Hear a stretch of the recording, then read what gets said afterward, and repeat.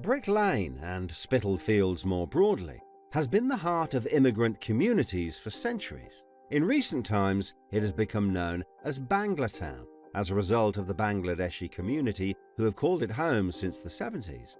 During the early days, Bengali communities fought hard against racist skinheads who wanted to cleanse the area of ethnic minorities. However, the community stood strong against violence from fascists, inaction from police, and dithering of politicians. Bricklane currently is seen as a diverse area with a multicultural community. The Bangladeshi community occupy about 50% of the area and have had economic disadvantages and limitations on housing. The marches by the National Front may have stopped, but the hatred of Banglatown has not. The skin-headed thugs have now been replaced by upper-middle-class property owners of million-pound houses. The physical violence has morphed into cynical political moves to wrest power and control from the community. Banglatown multicultural society আমরা accept করি, আমরা এটা চালিয়ে যাইতে আমরা এটা দরকার। কিন্তু যারা প্যারিশ কাউন্সিল নিয়ে চিন্তা ভাবনা করেন, they are real racist people. With a simple change of outer appearances, the threat of ethnic cleansing has returned. In 2012, certain members of the Spitalfields Trust and Spitalfields Society submitted boundary change proposals to the Electoral Commission, which suggested splitting the electoral ward to exclude much of the social housing-dominated sections and changing the official name from Spitalfields and Banglatown to Spitalfields and Liberties. This was thrown out by the Boundary Commission as farcical. Nathaniel Clough-London state would represent about over 800 families. They have purposely excluded this on each side of Bricklane as well. Then in 2018, the same individuals created the Spitalfields Neighbourhood Forum, along with support from the Spitalfields Trust and Spitalfields Society.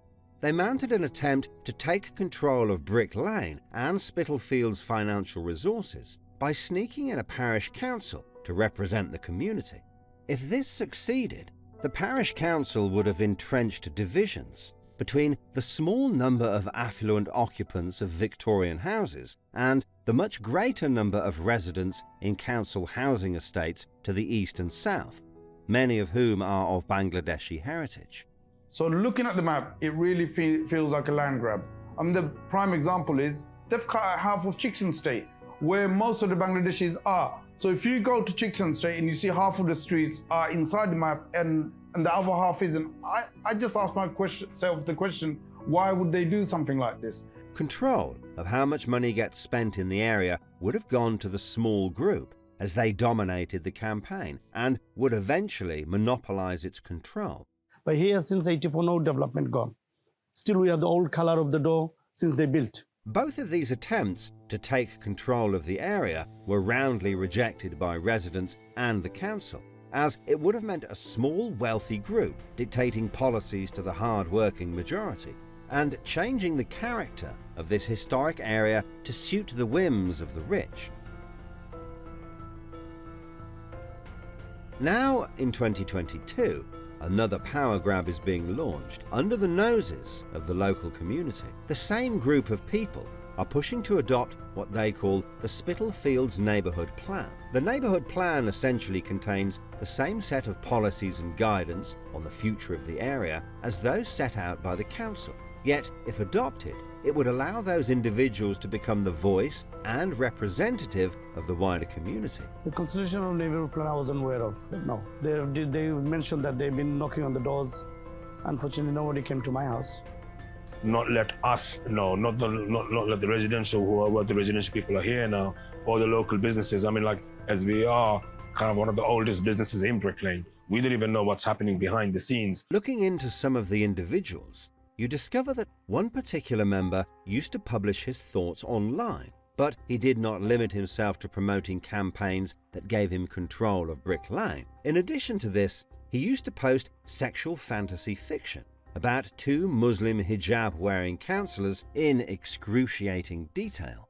In these stories, he would describe his own fantasies about these two Muslim politicians, and post them online for the world to see. He would later remove these gratuitous fantasies about Muslim women once he decided to take up positions of public office in the doomed parish council.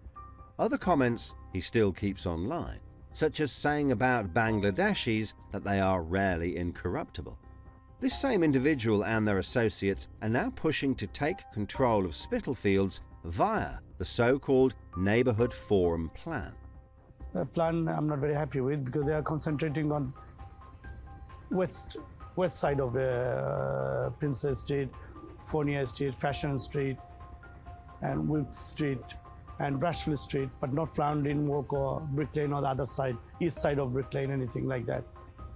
But this time, having learned from their past failures, the group has decided to stay in the background and have recruited frontmen and women from the Bangladeshi community who are pushing their agenda under the empty claims of saving Bricklane. Very confused, like Save Bricklane. They put a leaflet on that, Save Bricklane. And people are thinking, Save Bricklane, it's not a different, it's not nothing to do with the Spitalfield. But they just renaming, adding people on, confuse people. These individuals are window dressing for the same group of wealthy homeowners who want to segregate themselves from the rest of Spitalfield. আজকে যারা parish council নিয়ে বেড়াছেরা আগেও করছে এখনো তারা parish কাউন্সিলের মানুষে অন্য নামে উলট পালট করতে যায় তারা কোনোদিন এটা করতে পারতো না As seen from the proposed borders of the neighbourhood plans, which again exclude the streets dominated by Bangladeshis. But they also want to control how money gets spent and who receives funding. The plan's ultimate aim is to grab power from the community. It will render democratically elected councillors useless in their own wards and empower a group of outsiders sitting in gated communities. There is a renewed attack on Banglatown, different only in appearance but equally hateful. They thought they could fool us with their well-funded campaign and their mouthpieces in the Bangladeshi community. We reject the false narrative peddled by the useful idiots of these colonizers. We reject being dictated to. We reject your plans.